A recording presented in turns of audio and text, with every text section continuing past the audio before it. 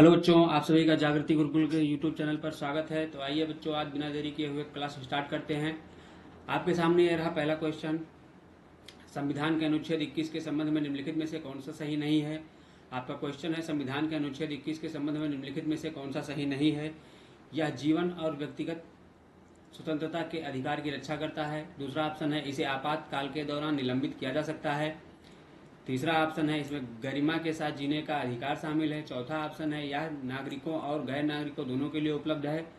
तो इसमें कह रहा है कौन सा सही नहीं है, हमें नहीं वाला देखना है। तो नहीं वाला देखने के लिए, यह जीवन और व्यक्तिगत स्वतंत्रता के अधिकार की रक्षा करता है, हाँ ये तो सही है, तो यह हमारा ऑप्शन नहीं होगा।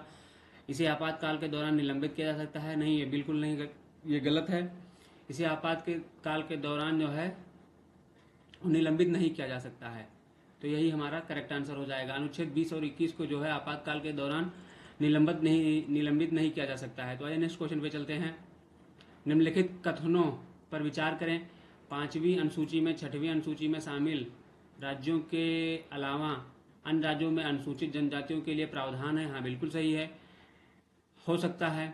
छठी अनुसूची विशेष रूप से असम, मेघालय, त्रिपुरा और मिजोरम के आदिवासी क्षेत्रों से संबंधित है, हाँ ये भी बिल्कुल सही। छठी अनुसूची में असम, मेघालय, त्रिपुरा और मिजोरम के आदिवासी क्षेत्रों से संबंधित है। तो इसमें हम कह सकते हैं कि इसका करेक्ट आंसर हो जाएगा ऑप्शन नंबर सी, एक और दो दोनों। क्योंकि जो है छत्तीसगढ़ में सन 2024 में है यह प्रावधान लागू किया गया था कि जो है छत्तीसगढ़ में जो जनजाति रह रही हैं वो किसी अन्य स्टेट में जाके रह सकती हैं, लेकिन उसमें जो है केवल उनको सेंट्रल गवर्नमेंट की ही योजनाओं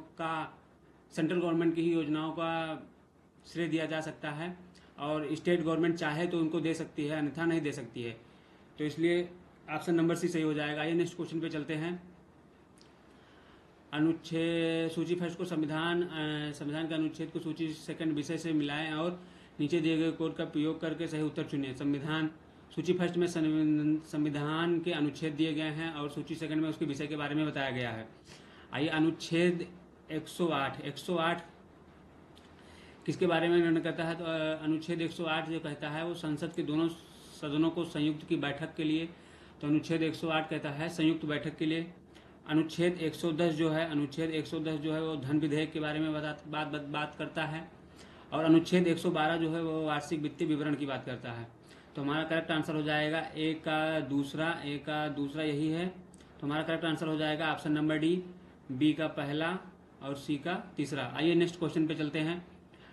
1773 के रेगुलेटिंग एक्ट के बारे में निम्नलिखित कथनों पर विचार करें। 1773 के रेगुलेटिंग एक्ट के बारे में निम्नलिखित कथनों पर विचार करें। इसने फोर्ट विलियम कलकत्ता में एक सुप्रीम कोर्ट की स्थापना की थी, हाँ बिल्कुल सही है। इसने बंगाल का गवर्नर जनरल बनाया, हाँ बिल्कुल सही है। तो हमारा करेक्ट आंसर हो जाएगा ऑप्शन नंबर सी, एक और दो दोनों। क्योंकि जो है 1773 के रेगुलेटिंग एक्ट के दौरान जो पहले जो था वो बंगाल के गवर्नर के रूप में जाना जाता था। जब 1773 का रेगुलेटिंग एक्ट आया तो इसमें बंगाल के गवर्नर के स्थान पर बंगाल का गवर्नर जनरल पद कर दिया। आइए नेक्स्ट क्वेश्चन पे चलते हैं। भारत के राष्ट्रीय ध्वज के बारे में निम्नलिखित कथनों पर विचार करें। भारतीय राष्ट्रीय ध्वज की लंबाई और ऊंचाई का अनुपात 3:2 होगा, हाँ सही है। वह राष्ट्रीय ध्वज का डिजाइन संविधान सभा द्वारा 15 अगस्त 1947 को अपनाया गया, नहीं बिल्कुल गलत है। राष्ट्रीय ध्वज का डिजाइन जो अपनाया गया था वो 22 जुलाई 1947 को अपनाया गया था। आंध्र प्रदेश के स्वतंत्रता सेनानी पिंगली वेंकैया को ध्वज के डिजाइन का श्रेय दिया जाता है, हाँ बिल्कुल सही है। पिंगली वेंकैया को ही ध्वज के डिजाइन का श्रेय दिया जाता है। तो हमारा करेक्ट आंसर हो जाएगा ऑप्शन नंबर 1 और 3। ऑप्शन नंबर 1 और 3 बी में है, तो हमारा करेक्ट आंसर हो जाएगा ऑप्शन नंबर बी। आइए नेक्स्ट क्वेश्चन पे चलते हैं। कोयलहो मामला भारत के संविधान की किस अनुसूची से संबंधित है। हमारा क्वेश्चन है, कोयलहो मामला भारत के संविधान की किस अनुसूची से संबंधित है। ऑप्शन नंबर है 7वीं अनुसूची, ऑप्शन नंबर बी है 8वीं अनुसूची, ऑप्शन नंबर सी है 9वीं अनुसूची, ऑप्शन नंबर डी जो है वो 10वीं अनुसूची। तो इसका करेक्ट आंसर हो जाएगा ऑप्शन नंबर सी, 9वीं अनुसूची से संबंधित है।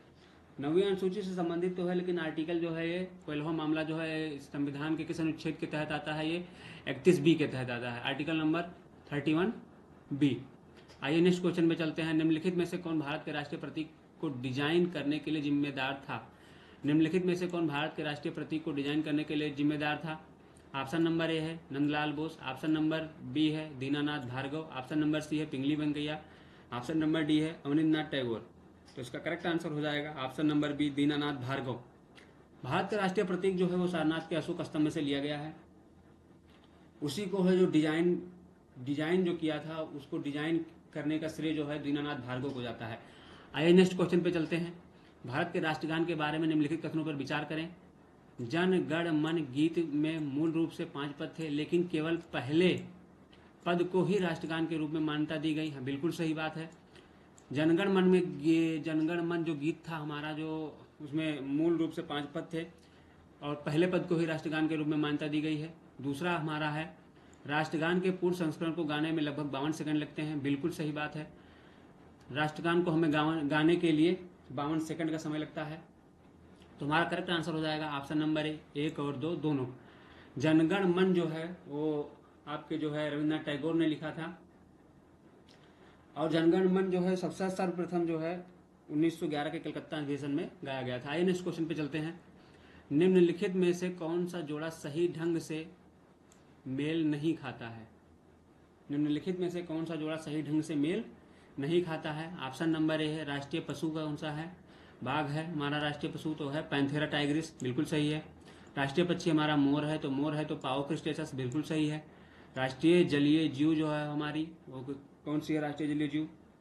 गंगोटिक डॉल्फिन है, तो है इसका प्लाटानिस्ता गंगेटका, ये भी बिल्कुल सही है। राष्ट्रीय फूल जो है, राष्ट्रीय फूल हमारा जो है वो कमल है, तो ये हिबिस्कस रोजा साइनेसिस नहीं, ये गलत है।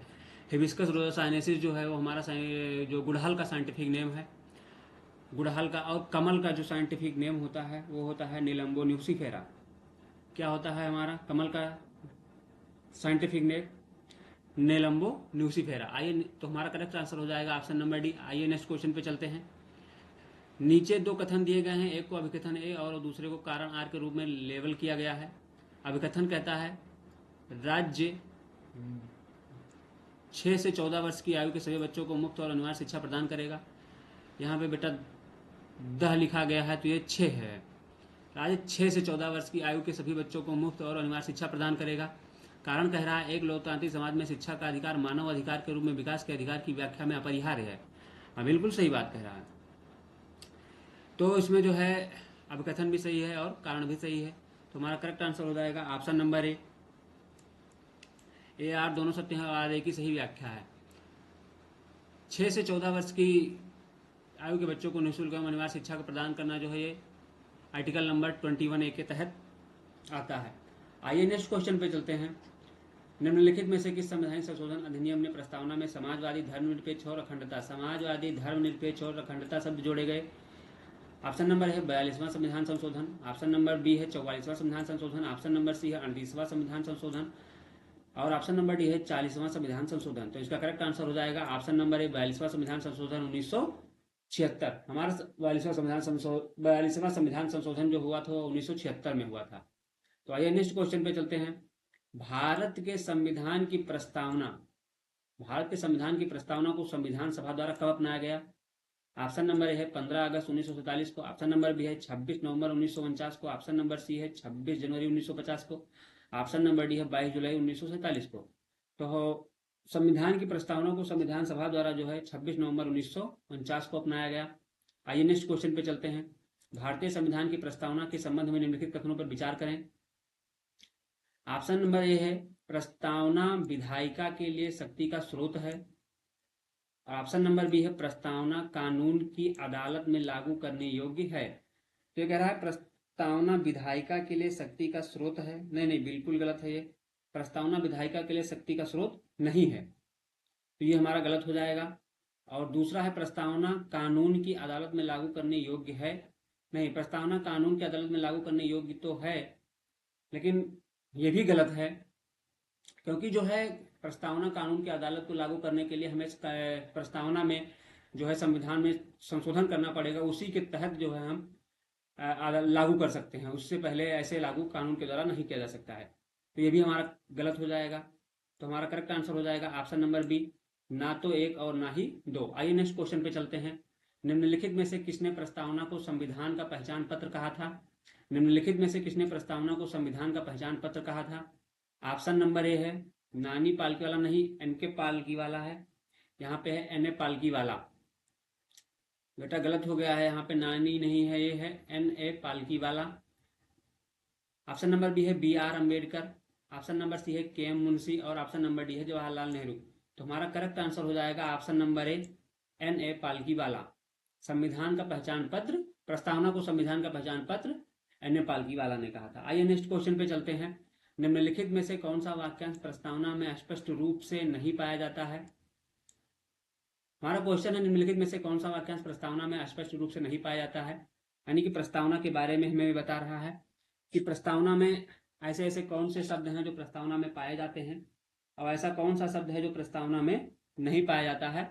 तो ऑप्शन नंबर ए है व्यक्ति की गरिमा, ऑप्शन नंबर बी है ऑप्शन नंबर ए है व्यक्ति की गरिमा और ऑप्शन नंबर बी हमारा जो कहता है वो लोगों का कल्याण है। ऑप्शन नंबर सी जो है वो विचार की स्वतंत्रता कह रहा है और ऑप्शन नंबर डी जो है वो कह रहा है स्थिति और अवसर की समानता।